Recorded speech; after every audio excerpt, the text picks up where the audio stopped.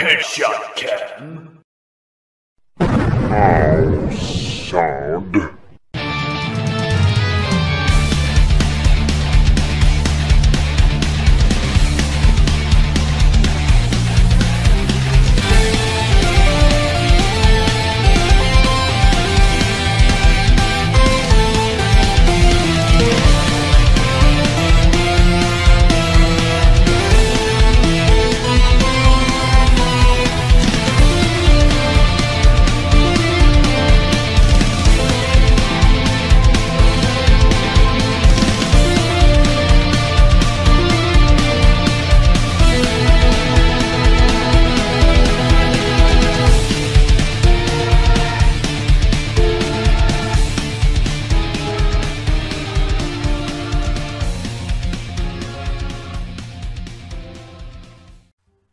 Welcome back to our playthrough of the Hayseed Knight. I am Madhog Master and I'm joined as always by the Var Arkvaron. And before continuing on into chapter 2, I need to say something. Okay. I need to forefront this with a huge disclaimer. The version of the game we're currently playing is version 1.4. I'm saying this to you because just as I was editing the first few episodes and posting them on YouTube, the creator of this game announced that they made a version 1.4.1. Which means slight technical improvements in music and art design, not really a huge change from the currently existing package, but I did not want to replay this game from the start, so we are stuck with version 1.4. Yes. So, Alright then. by all intents and purposes, this version of the game does not exist anymore. And we will be showcasing this. Preserving history? I guess? Oh, and by the way, according to the same developer, there is a chapter 3 on the horizon as soon as November hits. So, we might stick around this game for longer than I initially anticipated. So let's continue. Chapter 2, Ghost at the Feast. Lessons on the matter of peaceful conflict resolution. Okay. As we all should strive for. Hey, hey, hey! Ader, you're not fat Ader. If it ain't my little boss, how you doing? Okay. How you doing, Ana? Having a mighty fine day? A mighty fine day? Mighty fine day? She looks so perplexed by this lanky fellow. Who are you? No, because she doesn't recognize him because he's not wearing his scarf. Ah, right. Obviously. That's the problem. Ana looked at what little sky could be seen among the rooftops. The sun wasn't even out yet. Stop eclipsing the sun! I know what you're thinking. Why is this fine buck loitering around the temple so early? Well, none of that. You had me so worried, so worried, that I just had to calm down and check up on you. Sure enough, here you are. And here I am.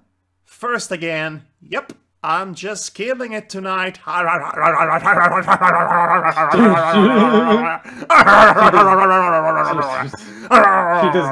She doesn't look all that impressed with the declaration. Yeah. Pretty much. Pretty much, yes. First in the contest of people acting suspiciously, that's for sure. But of course, Ana couldn't say a word about it. Literally. she signaled Ader to follow her into the forge, since he was already there. Oops, I accidentally skipped that. Oh well. Work at the forge went something like this. Aina worked on a craft, and then she gave Ader whatever menial task would make him feel useful. Take this pin. She didn't have any proper accreditation that named her a smith, so he wasn't technically her apprentice either, but that didn't really matter to either of them. Nobody was getting paid anyway. Rivet here, rivet there, and this weird one's going to my rivet collection. Humming, humming, humming, humming, humming. You have a rivet collection? That's weird. It was established in the canon. Oh, yeah. There was something different in Ader that day. Something had changed. She could feel it. She could feel it in her fingers. There was a disturbance in the blushing cheek. I can see that. Hey boss, if you're all done staring at me, I'm gonna back to work. Those shields won't rivet themselves. I'm turning into Sonic ever so slightly. Oh gosh, please don't. I'm trying not to. I'm trying to recapture whatever his voice was. You were kind of go for Goofy. That was just at the beginning. Alright. Lies. Lies and Slender District. It's the lies and slander slums. After hours upon hours of Steve's hard work, I guess, it was time for a break. Lunchtime, the most tranquil time of the day for both Ader and Aina! Not that either were ever under any real stress, aside from starving to death, mind you, but the predictability of lunchtime itself helped ease Aina's turbulent temperament and Ader's talkative stomach. What have we got in store today, boss? Is it tater time? Is it tater time yet? It's peanut butter tater time, peanut butter tater time. You will be fired from the internet at this rate. Ader had long since dubbed this shorter period away from the forge as potato time. TM, since that was always the menu at Chez Aina. Chez Ida. Or I should say Oh, look at that. Aina. Ho ho ho. Today was double potato time, since she'd forgotten to get him some food the day before. Double potato time, wow. TMNT. Oh, look at them taters, so tiny and cute. Oh boy, oh boy, oh boy. They look so freshly dug out of them and still got dirt on it. Glump, snarf, chewing. Not a problem, boss. They're just... Did you wash them? Nope. Okay. No, she did not wash them. Ugh. Ugh. Now that didn't sound like other sound. Nope, it didn't sound like another sound. Did... Gulp. Did these things always taste like this? I guess he's had something better to eat in the last few days. Eh? He ate you-know-what? Eh? Yeah. He said a lot of that. Eh? Hey-yo! Out of the park. Yes. Comedy. Popeye. Ader tried his very best not to look absolutely disgusted as he turned the 20 or so tiny raw potatoes into puree with his pestle-like teeth. Hello, Oh. I'm just intruding, don't mind me. Oh, what a wonderful scene! My favorite furry potato and temple turnip sharing a meal after their heartfelt reunion. Don't you have anything better to do? Anything at all? Also, Furry potato. Ilgrab's enormous face appeared next to the window. Ader, for once, didn't scream in panic. You don't look so good, Ader. Don't tell me you stayed up all night looking for your sweetheart. Oh, he did find his sweetheart, let me tell you. Not the sweetheart he thinks he's for. Nope. No. No, he found a sweetheart, and he had the chance to taste it. Yep. Certainly did. And it was very sweet indeed. Hey, good one, Ilgrab. Sleep is for bucks that ain't got a lady waiting for him. Subtle. Subtle, Ader. Very. There's no need to be so dramatic, lover boy. Eda's a grown-up. She knows when she wants some space. And it's your duty as an upstanding citizen to respect the wishes of a lady. You do respect the wishes of women, right? Oh, I was joking, okay. Or else. Or else. Your bribe is ready, you upstanding lubberwort!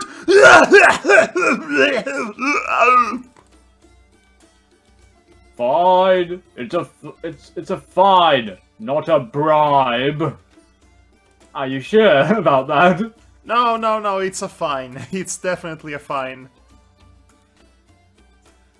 Ader cast his gaze down as Ilgrab walked away, leaving him alone before Aina's judgment. Or he would have been judged if Aina hadn't turned the 20 shades of red and become incapable of rational thought after Ader failed to deny that she was his sweetheart. Hey boss, I gotta get early today. I need to get back my... I mean, Geoff's hat. From the tavern? You know what they say, the hat makes the stag, and he ain't no one without it. Yep, that's my excuse, that's my story, and I'm sticking with it. Oh yeah, you're gonna get the horns on this one, aren't you? Well, he's already a horn eater. Why can't he go get it like a grown-up? Well, that's cause he broke his leg. Yeah. Are you sure? Gosh, no, it ain't broke, no ma'am. That damn ass just went and twisted his hoof the wrong way. Yup, yuppity yup. He's not very good at lying, Fig, is he? Okay, see you tomorrow, bye. That's not suspicious in the slightest. And the winner for most suspicious goes to... That suspicious guy next to the stand, to the deer guy. Ader ran away, muttering something that sounded very much like prayers to himself. And so the days passed. How much horns has he been having? He's been eating a lot of horns, I would say.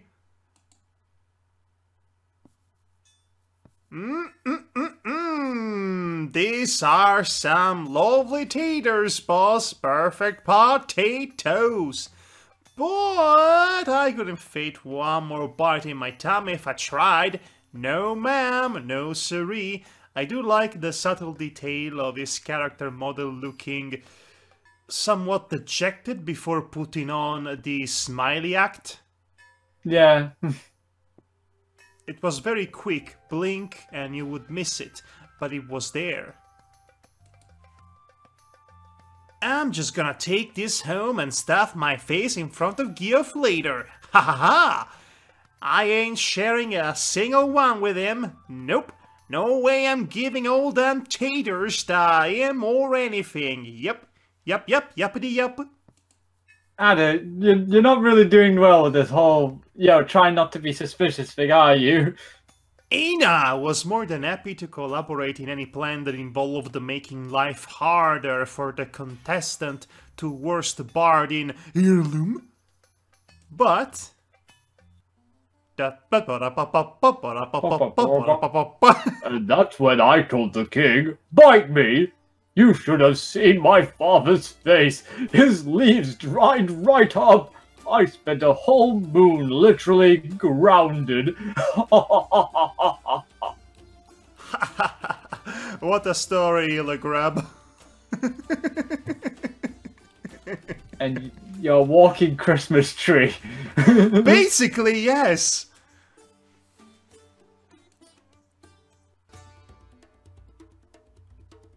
What do you mean you don't remember who broke into the warehouse? I don't know why I went with that, but okay. I don't know, Master. It's like the memory has vanished from my mind. I'm gonna vanish you from existence!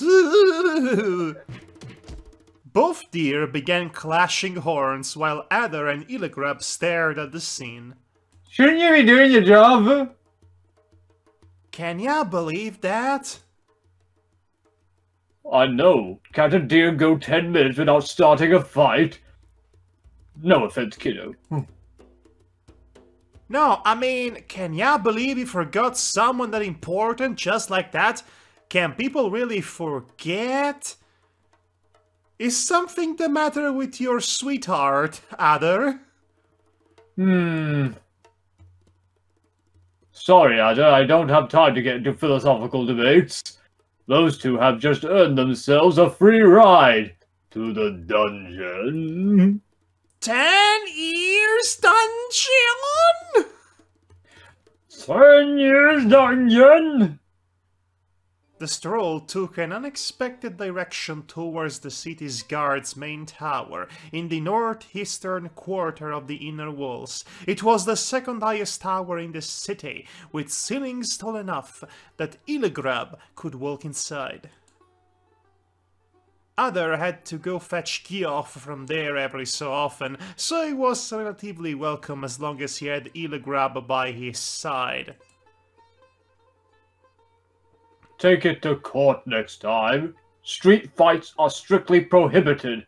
Are we clear? Both of the prisoners uttered a disheartened "yes, sir," and Illigrab nodded to himself. Good job, Illigrab. He pats Good his job, back. Illigrab. Good job, Illigrab. Took those guys in before the guile theme kicked in. What? Why would you reference that? Because street fight. Oh. Moving on forever. Hey, Illigrab, I was wondering, you can throw anyone in the dungeon, right? Well, I wouldn't say anyone. But I do have a pretty good grasp on Irium's populace, if I may say so myself. Hey, I could even set you up in a pretty cell if you ever want to leave Geoff's place, if you know what I'm saying. Okay, enough with the foreshadowing already. I'm all good. I was just wondering if you'd seen never mind. Oh yes, I see that all the time.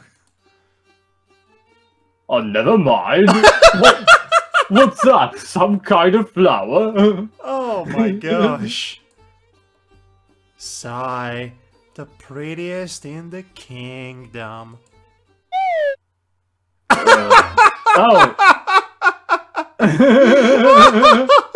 So the unique gimmick about this chapter is that it follows Aina from start to finish. So even the scenes that do not have Aina in them, they still technically do have her in them because she's spying on people.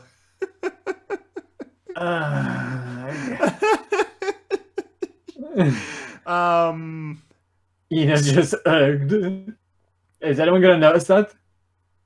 Is anyone ever going to notice Spider Ana over there? Nope, apparently. Clink, clink went the hammer in Ana's forge. But there was another incessant noise.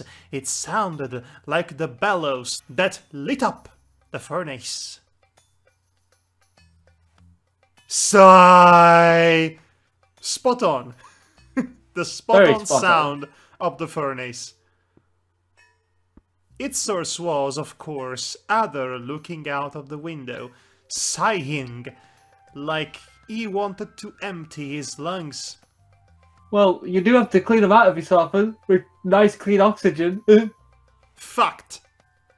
With a semi-nocturnal roommate and what may count among the 10 worst beds in the world, dozing off, spacing out, or generally getting distracted in his job was nothing out of the ordinary for Ader.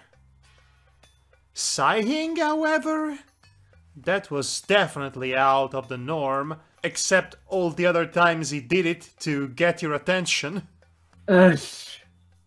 And he'd been doing that an awful lot lately. Stranger yet, Ader hadn't noticed that Ana had been standing right behind him for quite a while now.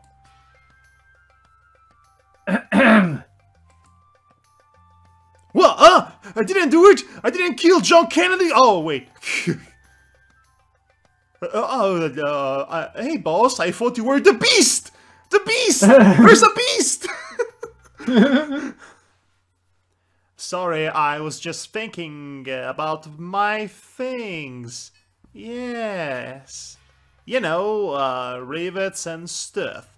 No worries, ma'am. I got this. I'm all focused now. Yep. Yuppity yup. That gaze that looks like I don't believe a single word you just said. You mean her default gaze? Yes. Funk, funk, funk went Ader's hammer, and yet Ana wouldn't leave his side. Anything else? Ana put a hand over Ader's in what may have been the most confusing gesture this side of Lake Tsihal. Ader looked down at it rather blankly, only to find that he was holding the hammer by its head. Uh-oh. Whoa-wee, that's dumb, even for me. Yeah, seen my brain lately, boss? I don't know where I left it. Ha ha ha ha Ha ha ha ha ha ha ha ha ha ha. Sigh. Sorry, boss. Clink, clink, clink went the hammers. And it wasn't reassuring at all. Potatoes!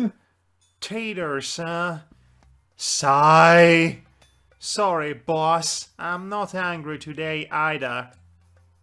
In the great realm of Akazor, where the very essence of reality was distorted to make flowers carry messages over the whole continent, and a single king had ruled since the gods fought wars in the skies, Ader not being hungry for half a moon didn't sound plausible at all.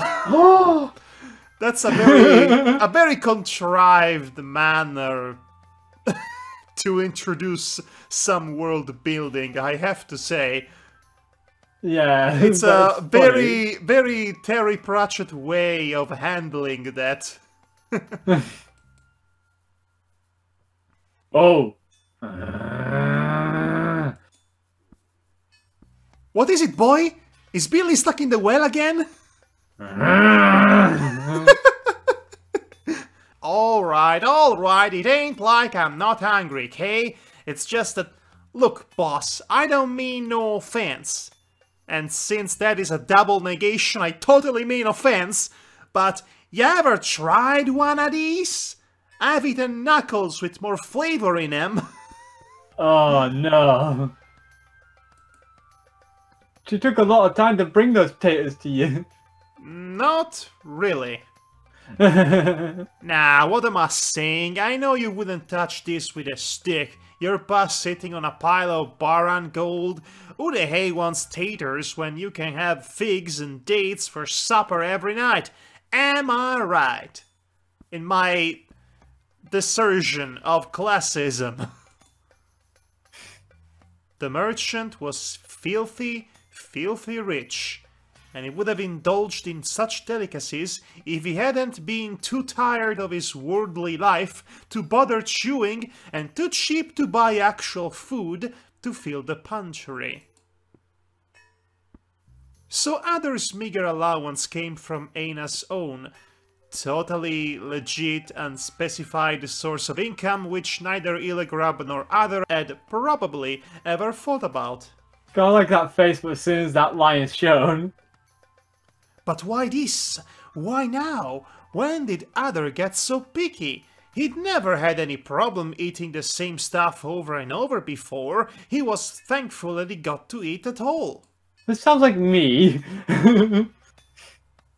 Eating the same stuff over and over. Sigh. I guess it's time I learn my place and stop drooling over all the fancy stuff I won't have again. Including those horns. I mean... Fancy horns. Fancy horns. To eat.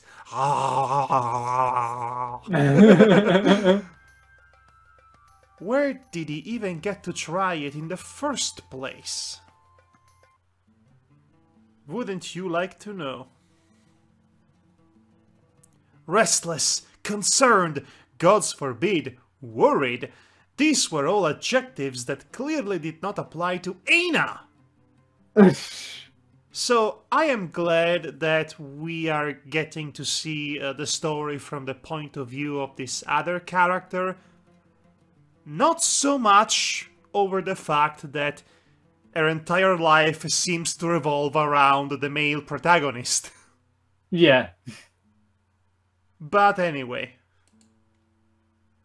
But for some reason she kept passing a tiny ugly potato from hand to hand as she stared at the city from her home, thinking about the small fortune it had cost someone.